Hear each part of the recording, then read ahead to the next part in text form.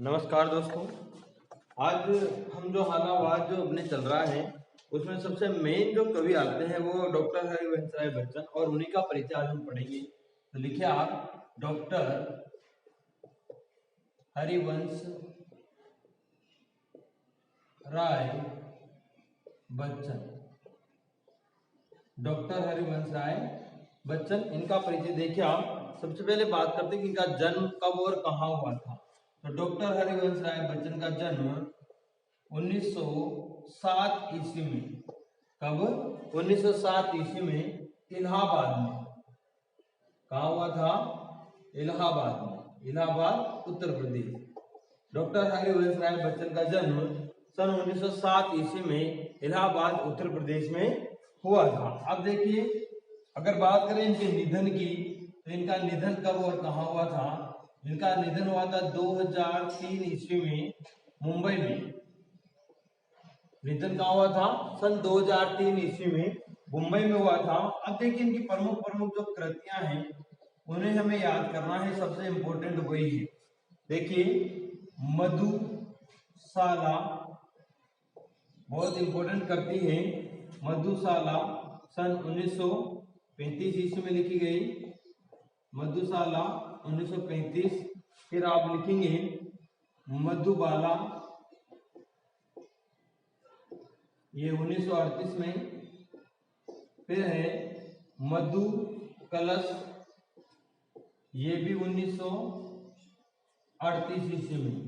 तो दो तीन तो सबसे इंपॉर्टेंट है, मधुशाला मधुबाला और मधु कलश। मधुशाला 35 में, मधुबाला और मधु कलश 1938 में लिखी गई। आगे देखिए आप, मिलन यामिनी, अगली इनकी प्रसिद्ध करते हैं मिलन यामिनी। फिर है टूटी फूटी कड़ियां, टूटी फूटी कड़ियां। उसके बाद है आकुल अंतर, आकुल अंतर। उसके बाद है एकांत संगीत, एकांत संगीत, एकांत संगीत। फिर है सतरंगिणी, सतरंगिनी। इसके बाद है अपने नए पुराने झरोखे, नए पुराने झरोखे। नए पुराने झरोखे के बाद आरती और अंगारे, आरती और अंगारे। फिर है निशा निमंत्रण, बहुत इंपॉर्टेंट, निशा निमंत्रण। ये सब बच्चन जी की क्या है? कृतियां, या आप लिख सकते हो काव्य संग्रह। बच्चन जी के काव्य संग्रह। अब इनके लिए हमें एक ट्रिक बनाई है, देखो बहुत ही आसान है। उससे आप सारी की सारी कृतियों को एक बार में ही याद कर सकते हो। और वो ट्रिक लिखेंगे आप, मधु मिट्टू, मधु मिट्टू आए सन आनी बच्चन। देखिए, हमने जो कवि है उनका नाम भी इसके साथ ही जोड़ा है। ये अपनी ट्रिक है, मधु मिट्टू आई सनानी बच्चन, मधु मिट्टू आई सनानी बच्चन, मधु मिट्टू आई सनानी बच्चन। इससे हम डॉक्टर हरिवंश राय बच्चन के जितने भी काव्य संग्रह हैं उनको आराम से याद कर सकते हैं। देखिए, मधु से हमें 3 कृतियों के नाम लिखने हैं। कितनी कृतियों के, कितने काव्य संग्रह के? 3 के। देखिए आप, मधुशाला, मधुबाला और मधु कलश, ये हो गया मधु। मिट्टू से देखिए आप, मी से आएगा आपके मिलन यामिनी, टू से आएगा टूटी फूटी कड़ियां, आ से आएगा आपके आकुल अंतर, ए से आएगा आपने एकांत संगीत, स से आपको बनाना है सतरंगिनी, न से आएंगे अपने नए पुराने झरोखे। फिर आज से दोबारा आएगा आरती और अंगारे, नी से लास्ट में निशा निमंत्रण और बच्चन से ये डॉक्टर हरिवंश राय बच्चन के काव्य संग्रह। बहुत ही आराम से आप इसे याद कर सकते हो, कोई ज्यादा दिक्कत है नहीं। कि मधु मिट्टू आई सनानी बच्चन, मधु मिट्टू आई सनानी बच्चन, मधु से 3 बनाओ आप, देखो मधुशाला, मधुबाला, मधु कलश, मी से मिलन यामिनी, टू से टूटी फूटी कड़ियां, आ से आकुल अंतर, ए से एकांत संगीत। फिर आप देखो, स से सतरंगिनी, न से नए पुराने झरोखे, आ से आरती और अंगारे और नी से निशा निमंत्रण। ये डॉक्टर हरिवंश राय बच्चन के क्या है, काव्य संग्रह। और इनका जन्म इलाहाबाद उत्तर प्रदेश, निधन 2003 में मुंबई में हुआ। आगे चलिए, बहुत इंपोर्टेंट कवि हैं इलाहाबाद के, और ये कविता तो हमेशा पूछी जाती है, एक ना एक इनमें से क्वेश्चन आता ही आता है, तो आप इनको बहुत अच्छे से याद कर लें। अब देखिए आप, बच्चन जी ने, नेक्स्ट लाइन लिखेंगे आप कि बच्चन जी ने अपनी आत्मकथा, अपनी आत्मकथा 4 भागों में, अपनी आत्मकथा 4 भागों में लिखी। पूछ लिया आपसे कि बच्चन जी ने अपनी आत्मकथा को कितने भागों में लिखा है, तो आपको बताना है कि बच्चन जी ने अपनी आत्मकथा को 4 भागों में लिखा। और वो 4 भाग आप याद करेंगे, 1, 2, 3 और 4। पहला है क्या भूलूं क्या याद करूं, क्या भूलूं क्या याद करूं। फिर दूसरा है नीड का निर्माण, नीड का निर्माण। फिर आगे लिखेंगे आप बसेरे से दूर, बसेरे से दूर। और चौथा भाग इसका 10 द्वार से, 10 द्वार से सोपान तक, 10 द्वार से सोपान तक। ये लीजिए, बच्चन जी ने अपनी आत्मकथा को 4 भागों में लिखा है। कितने भागों में लिखा है मित्रों? 4 भागों में लिखा है। क्या भूलूं क्या याद करूं, नीड का निर्माण, फिर बसेरे से दूर और 10 द्वार से सोपान तक। इसकी भी अपने एक ट्रिक बनाई है शानदार। देखिए, ये ट्रिक से हमें हमेशा याद रहता है, भूलते नहीं है। ट्रिक है क्या नी बद बच्चन। बहुत बढ़िया, एक ही बार में आप इसे याद कर सकते हो। क्या नी बद बच्चन, क्या नी बद बच्चन, क्या नी बद बच्चन की क्या है आत्मकथा 4 भागों में। क्या से देखो आप, क्या भूलूं क्या याद करूं, नी से क्या आएगा नीड का निर्माण, फिर ब से क्या आएगा बसेरे से दूर, द से क्या आएगा 10 द्वार से सोपान तक, और बच्चन से बच्चन जी की आत्मकथा, बच्चन जी की आत्मकथाएं हैं।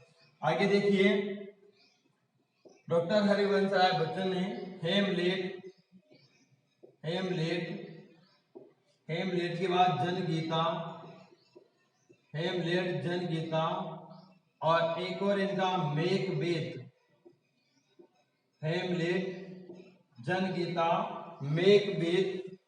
बच्चन जी की, बच्चन जी की अनुदित कृतियां हैं, अनुदित कृतियां हैं। तो आपको ये भी बताना होगा कि बच्चन जी की अनुदित कृतियां कौन कौन सी है। तो है हेमलेट, जनगीता, मेघवेद। हेमलेट, जनगीता और मेघवेद बच्चन जी द्वारा लिखित अनुदित, बच्चन जी की अनुदित कृतियां हैं। तो आप इसे भी आराम से याद कर सकते हो। छोटी सी ट्रिक है, मेज है बच्चन, मेज है बच्चन। यानी कि बच्चन साहब से कहना है कि वो मान लो चाय भी बच्चन साहब जी ने, और वो जो कप है वो इधर उधर रख रहे थे, तो आपने क्या कहा मेज है बच्चन, यानी कि बच्चन साहब मेज रखिए, आप इसमें रख दीजिए मेज है बच्चन। में से देखो आप मेक बेद, जैसे आएगा जनगीता, और है से आएगा हेमलेट। ये बच्चन जी की क्या है अनुदित कृतियां। तो देखो आपने याद किया, इनकी 4 भागों में आत्मकथा है, ज्ञानी बद बच्चन हो गया, फिर इनकी 3 अनुदित कृतियां हैं, मेज है बच्चन से हमें इसे याद करना है। आगे चलिए, तो 2 ट्रिक में आपने ये याद किया, और पहले हमने एक ट्रिक इनके काव्य संग्रह की बनाई जो भी बहुत अच्छी है, मधु मिट्टू आय सनानी बच्चन। फिर आपने इनके आत्मकथा के लिए ट्रिक बनाए, वो भी बहुत शानदार है, ज्ञानीबद्ध बच्चन। और इनकी अनुदित कृतियों की जो ट्रिक है वो भी बहुत अच्छी है, मेज है बच्चन। आगे देखिए, आगे लिखेंगे आप प्रवासी की डायरी, प्रवासी की डायरी बच्चन जी द्वारा लिखी, बच्चन जी द्वारा लिखी एक डायरी, एक डायरी है। प्रवासी की डायरी बच्चन जी द्वारा लिखी एक डायरी, तो आप ध्यान रखें प्रवासी की डायरी किसके द्वारा लिखी गई? बच्चन जी के द्वारा लिखी गई। आगे देखिए, पूर्व चलने के बटोही, पूर्व चलने के बटोही, बताओगा आपको आगे कि पूर्व चलने के बटोही बाट की पहचान कर ली। ये जो प्रसिद्ध कविता है ये किसकी? अपने डॉक्टर हरिवंश राय बच्चन की। पूर्व चलने के बटोही बच्चन जी की, बच्चन जी की प्रसिद्ध कविता है, प्रसिद्ध कविता है। ठीक है, नेक्स्ट देखिए आप, बच्चन जी, बच्चन जी इलाहाबाद विश्वविद्यालय में, इलाहाबाद विश्वविद्यालय में प्राध्यापक भी रहे, प्राध्यापक भी रहे थे। आगे देखिए आप, बच्चन जी, बच्चन जी आकाशवाणी, बच्चन जी आकाशवाणी के साहित्यिक, साहित्यिक कार्यक्रमों के प्रस्तोता भी रहे, प्रस्तोता भी रहे। नेक्स्ट है, बच्चन जी ने विदेश मंत्रालय में हिंदी विशेषज्ञ, बच्चन जी ने विदेश मंत्रालय में हिंदी विशेषज्ञ के रूप में, के रूप में कार्य किया, के रूप में कार्य किया। फिर आगे देखिए आप, इसके बाद में अपने आगे आता है कि बच्चन जी ने, यहाँ पे से नोट्स बनाते चलिए, बच्चन जी ने 2 महायुद्धों के बीच विक्षुब्ध, 2 महायुद्धों के बीच विक्षुब्ध मध्यम वर्ग के विकल मन को वाणी का वरदान दिया। ये नोट्स आपको इसी से बना लेने हैं। नेक्स्ट है, बच्चन जी ने संवेदनशील, बच्चन जी ने संवेदनशील गे शैली का, गे शैली का प्रयोग किया। बच्चन जी ने संवेदनशील गे शैली का प्रयोग किया। देखिए बहुत सिंपल है, डॉक्टर हरिवंश राय बच्चन का परिचय आप पढ़ रहे हो। प्रवासी की डायरी बच्चन जी द्वारा लिखी गई एक डायरी है। पूर्व चलने के बटोही बाट के पहचान के लिए बच्चन जी की प्रसिद्ध कविता है। बच्चन जी इलाहाबाद विश्वविद्यालय में प्राध्यापक भी रहे। बच्चन जी आकाशवाणी के साहित्यिक कार्यक्रमों के प्रस्तोता रहे। बच्चन जी ने विदेश मंत्रालय में हिंदी विशेषज्ञ के रूप में भी कार्य किया। बच्चन जी ने 2 महायुद्धों के बीच विक्षुब्ध मध्यम वर्ग के विकल मन को वाणी का वरदान दिया। बच्चन जी ने संवेदनशील गे शैली का प्रयोग किया है। ठीक है, नॉर्मल सी जानकारी है। इसके बाद आगे थोड़ा सा और इनका परिचय है जो और पढ़ लेते हैं। देखिए मेरा उद्देश्य होता है कि सभी बच्चों को सारे नोट्स मिले, और ये जो मेरा YouTube चैनल है इसका मेरा एक सबसे इम्पोर्टेंट उद्देश्य है कि मैं सारा जो सेकंड ग्रेड हिंदी है उसकी सारे के सारे नोट्स बना के आपको लिख के बताऊं और आपको उसको साथ के साथ में समझा भी दूं। ये मेरा मेन इंपॉर्टेंट उद्देश्य होगा इसका। आगे लिखिए आप इसमें, देखिए फारसी कवि,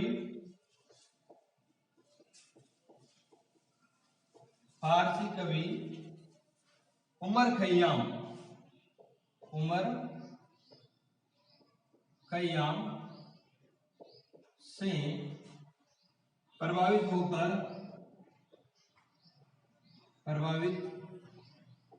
होकर हालावादी काव्यधारा का प्रवर्तन किया। हालावादी काव्यधारा का प्रवर्तन किया। तो ये इंपॉर्टेंट है कि हालावादी काव्यधारा के प्रवर्तक भी कौन है? डॉक्टर हरिवंश राय बच्चन है। नेक्स्ट लिखिएगा आप, अगला क्वेश्चन आता है अपने अगली लाइन, सॉरी, बच्चन जी के अनुसार, बच्चन जी के अनुसार जीवन मधु कलश है। जीवन मधु कलश है, जीवन मधु कलश कोमा लगा के लिख लो। दुनिया मधुशाला,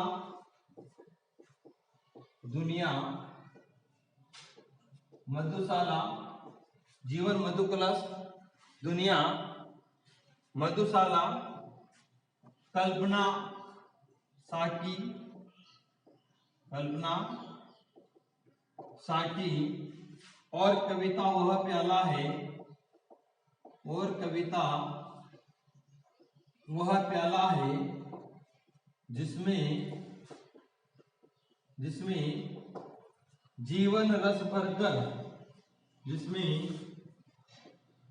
जीवन रस भरकर पाठक को पिलाया जाता है। बहुत इंपॉर्टेंट लाइन है ये, बहुत शानदार लाइन है। आपको ये ध्यान रखना है कि ये पंक्तियां किसकी है? बच्चन जी की। कि बच्चन जी के अनुसार जीवन मधु कलश है, दुनिया मधुशाला है, जीवन कल्पना और कविता वह प्याला है जिसमें जीवन रस भरकर पाठक को पिलाया जाता है। ये बात किसने कही है? डॉक्टर हरिवंश राय बच्चन। किसने कही है? डॉक्टर हरिवंश राय बच्चन। तो मधु कलश इनकी करते, मधुशाला भी है, मधुबाला भी है, तो इन सब तो आप याद रख लेंगे कि ये पंक्तियां किसने कही है? डॉक्टर हरिवंश राय बच्चन ने कही। नेक्स्ट देखिए आप, बच्चन जी ने पंत के साथ मिलकर, पंत के साथ मिलकर, बच्चन जी ने पंत के साथ मिलकर खादी के फूल, बहुत इंपॉर्टेंट है, खादी के फूल नामक, हाँ, खादी के फूल कृति की रचना की, ऐसे लिख लो आप, खादी के फूल कृति की रचना की। बहुत इंपॉर्टेंट है, पूछा गया है कि बच्चन जी ने पंत जी के साथ मिलकर किस कृति की रचना की, तो आप बताएंगे खादी के फूल। किसके साथ? खादी के फूल। तो कैसे याद रखेंगे? देखो आप, पंत के साथ फूल, पंत के साथ बच्चन जी ने क्या बनाए? फूल बनाए, खादी के फूल बनाए। किसके साथ मिलकर?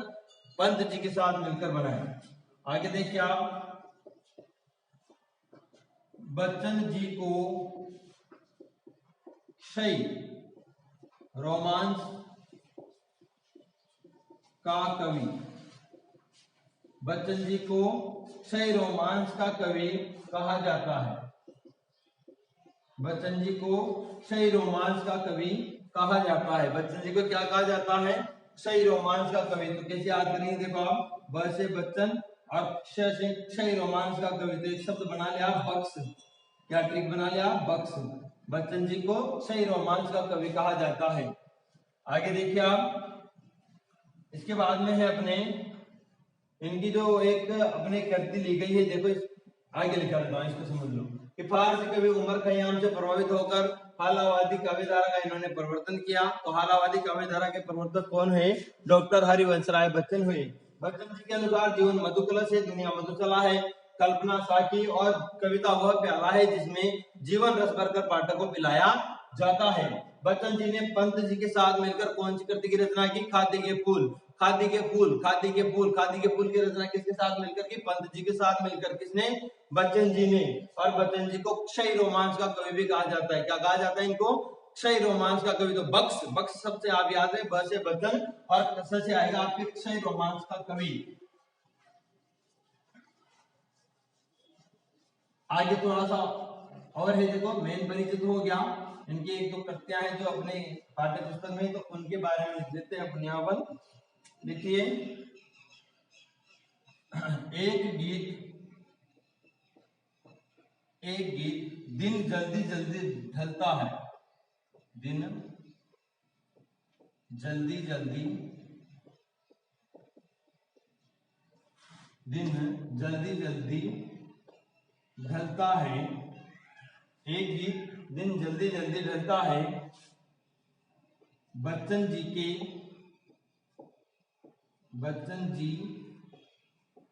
के निशा निमंत्रण, निशा निमंत्रण गीत संग्रह से, निशा निमंत्रण गीत संग्रह से लिया गया है, लिया गया है, गीत संग्रह से लिया गया है। नेक्स्ट, आत्म परिचय, आत्म परिचय कविता भी निशा निमंत्रण, कविता भी निशा निमंत्रण से संकलित है, से संकलित है। देखिए ये दो गीत है अपने पाठ्य पुस्तक में संकलित है, दिन जल्दी जल्दी ढलता है और आत्म परिचय। लेकिन इनका क्वेश्चन ये आ जाता है कई बार कि इनके किस काव्य संग्रह से ली गई हैं, तो दोनों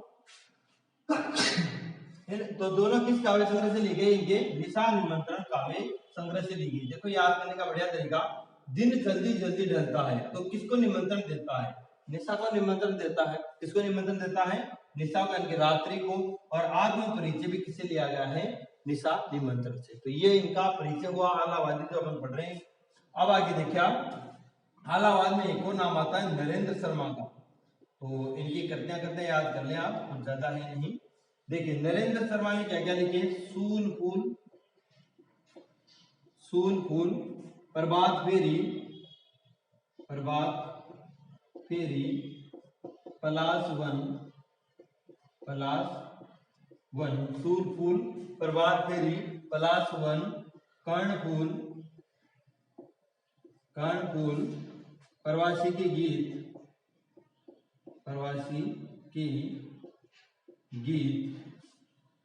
आदि। बस आपको ये याद करना है कि नरेंद्र शर्मा जो इन्हीं के साथ आलावाद में आते हैं, उन्होंने कौन कौन सी कविता लिखी, सूल फूल, प्रभात फेरी, पलाश वन, कर्णफूल, प्रवासी के गीत। तो सूल फूल भी किसके, नरेंद्र शर्मा के। प्रभात फेरी कौन लगाता है, नरेंद्र लगाता है। पलाश वन किसका है, नरेंद्र का है। कानों में फूल कौन लगाता है, नरेंद्र लगाता है। और प्रवासी के गीत भी कौन लिखता है, नरेंद्र शर्मा लिखता है। एक और के बारे में लिख लेते हैं, रामेश्वर शुक्ल अंचल, रामेश्वर शुक्ल अंचल। इन्होंने क्या क्या काव्य संग्रह लिखे, मधुकर, एक तो इन्होंने लिखा मधुकर, एक है मधुलिका और अपराजिता। मधुकर, मधुलिका, अपराजिता, बस ये तीन याद रखें। तो मधुकर, मधुलिका, अपराजिता किसके, रामेश्वर शुक्ल अंचल के। मधुकर, मधुलिका, अपराजिता, रामेश्वर शुक्ल अंचल। तो देखिए हमने ये आलावादी जो काव्य धारा है वो अपने कंप्लीट हो गई है। सेकंड ग्रेड के हिसाब से बहुत इंपॉर्टेंट है ये। देखिए मैं कह रहा था आपसे कि मेरा YouTube चैनल चलाने का जो मेन उद्देश्य है वो ये है कि जो भी कई सारे गरीब बच्चे हैं जो फीस देकर अपने बहुत भारी फीस देकर कोचिंग नहीं कर पाते हैं, उनको मैं बिल्कुल निःशुल्क, मेरा जो YouTube चैनल है इस पर बिल्कुल निःशुल्क सारी सेकंड ग्रेड हिंदी की पूरी कोचिंग करवाना चाहता हूं। और हर एक टॉपिक का मैं वीडियो बनाऊंगा, हर एक टॉपिक से संबंधित नोट्स भी मैं आपको बोर्ड पे लिखाऊंगा, जिससे आप नोट्स साथ के साथ में बना सकते हैं। यानी कि आपको कहीं कोचिंग जाने की कोई जरूरत नहीं पड़े। ऐसा मैं चाहता हूं कि सारे जो हिंदी का पूरा सिलेबस है उसके सारे के सारे वीडियो और सारे के सारे नोट्स में बोर्ड पर लिखाकर आप तक उपलब्ध करवा दूं। धन्यवाद। और हमारे चैनल को लाइक और सब्सक्राइब शेयर जरूर करते रहें ताकि धीरे धीरे चैनल आगे बढ़ता रहे।